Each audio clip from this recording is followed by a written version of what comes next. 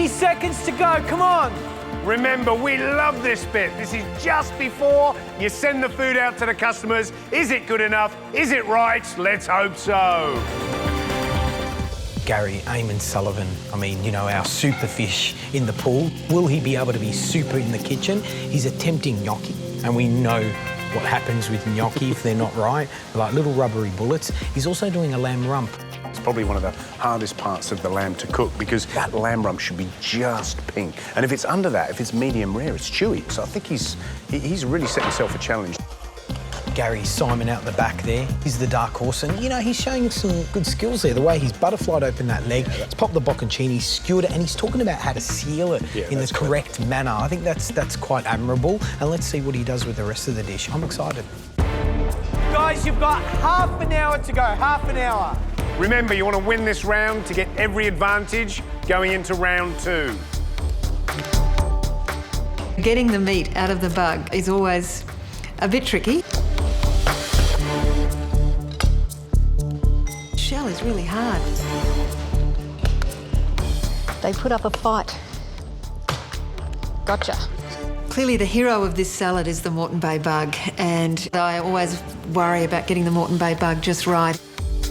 It's such a delicate meat that if you overcook it, you just ruin it and you can't fix that. So I just very lightly poached it and took it out as soon as I could.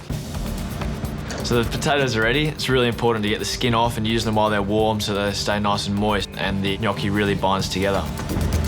And I put it through a food ricer, which gives me a really fine, silky texture.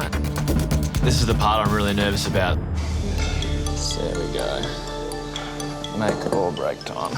So I try to take my time and try to do it right because I don't have time to boil some more and make it again.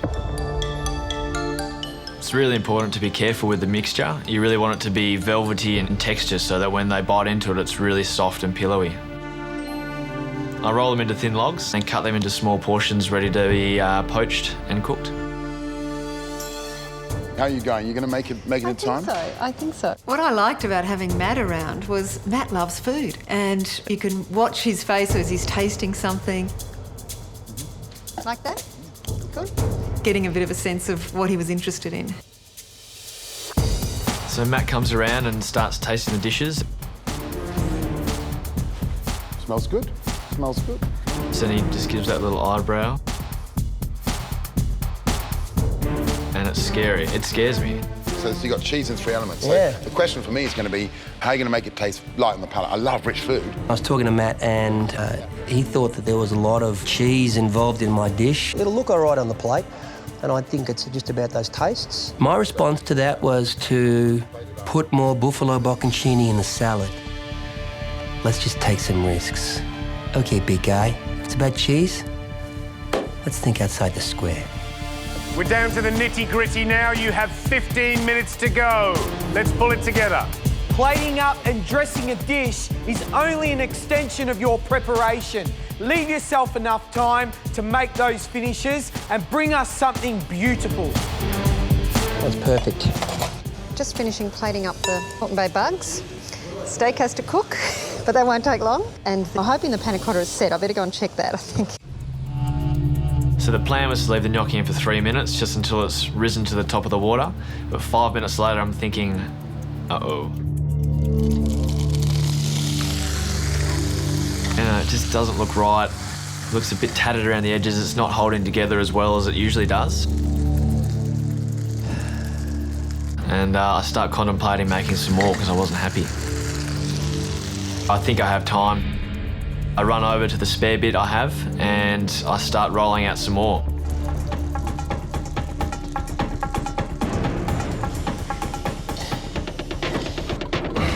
So there's 5 minutes left before you put up the best signature dish you've ever put up in your life.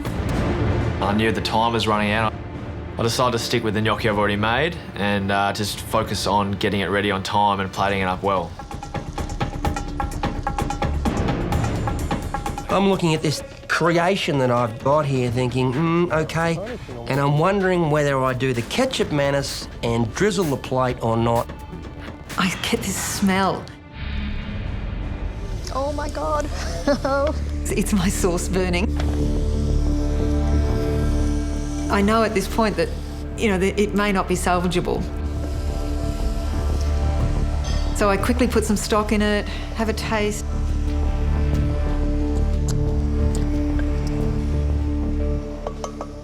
Oh, you know, once it's on the steak, maybe it'll be okay. I had to make the choice, do I put it on or don't I? 60 seconds to go, come on.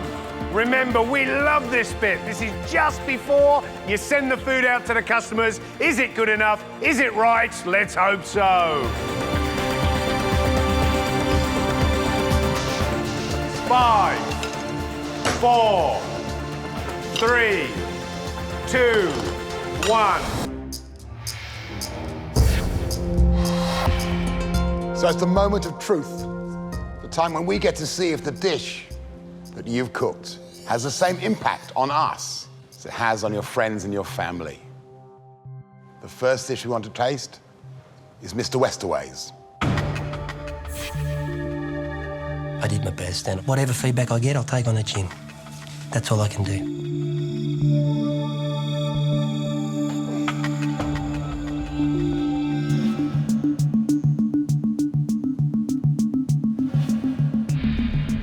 Simon, pleased with yourself? I don't feel as if it was a train wreck, totally.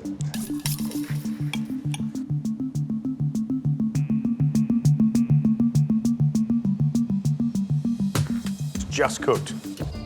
If you send that out to a customer in a restaurant, the chances are it might get sent back to the kitchen.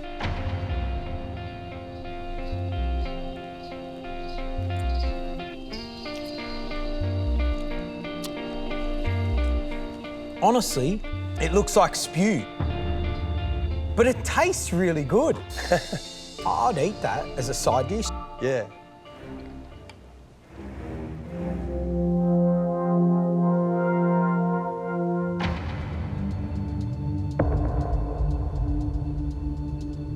Potatoes, undercooked, never a good thing.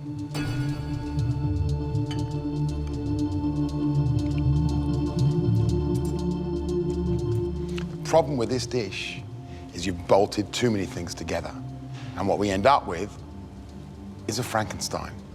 We have enough cheese here to feed Switzerland for a month. Thank you. The next person up to the tasting table is Eamon. The nerves running high, pretty similar to standing behind the blocks for an important swim.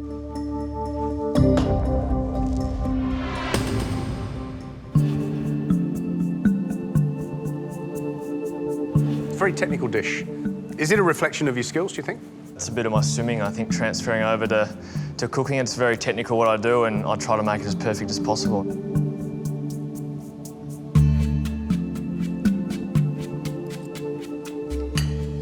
You've cooked it well. It was really lovely and pink when it came out of the oven. What is not working as well is the gnocchi. They're not perfect. They're a little bit bouncy.